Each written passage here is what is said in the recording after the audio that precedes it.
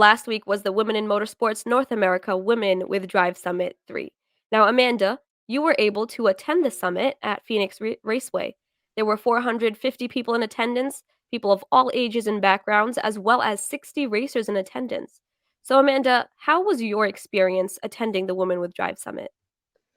Well, I had a really great experience last week at last week's summit. I'd been to a WIMNA event before in September, and at that event, I was just really blown away by the way that they carried out their commitment to women in motorsport and supporting the future of women in motorsports. So I knew that the event would be really well done and really useful and resourceful.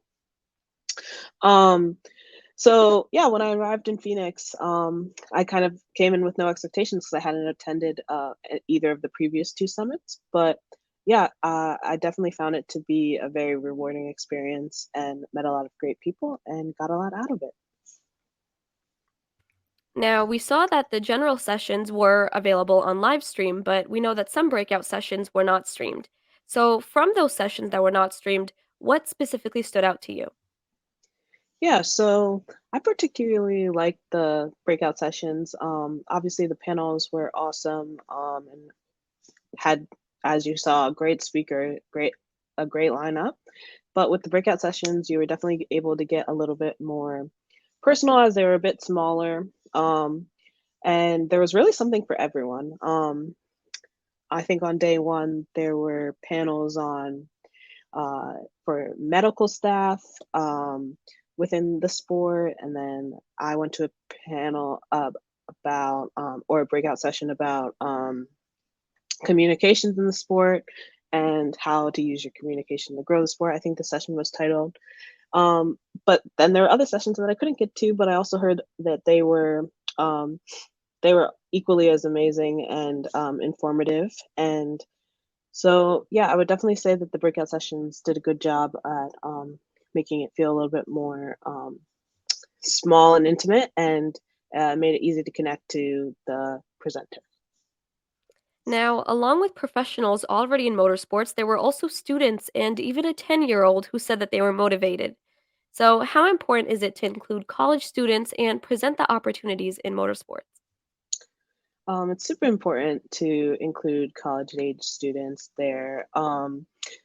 I think, I had the chance to meet a lot of them, and I think that um, it's very clear and very evident that there are a lot of motivated students that are looking for avenues into the sport, and this event served as a great way to kind of rub shoulders with just tycoons in the industry, and then people that could serve as potential mentors or people that are in the roles that these students are vying for. So I think that it's great that WIMNA sets this up to allow students to come and then also helps discount them so to make it affordable. So um, yeah, I would definitely encourage you if you're a student to consider going next year.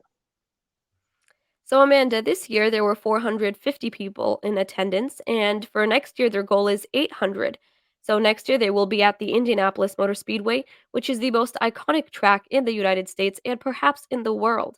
So, how exciting is it to see the growth of the summit and the support that WIMNA is seeing? Well, I think it's just awesome. I mean, being in a room of 450 people, it seems like, wow, is everyone in the sport here? It just, you feel incredibly supported, and they do a great job of creating a community. And it's not even 450 may seem like a lot, but it's not an overwhelming amount. You still uh, are able to form good relationships with and meet a decent amount of people. But I'm definitely excited for next year in Indy and a goal of 800. The more the merrier. I think that it'll only increase the good that will come out of the summit. Well, Amanda, thank you so much for sharing your experiences, and I'm sure it will be definitely something to pay attention to and look forward to come next year.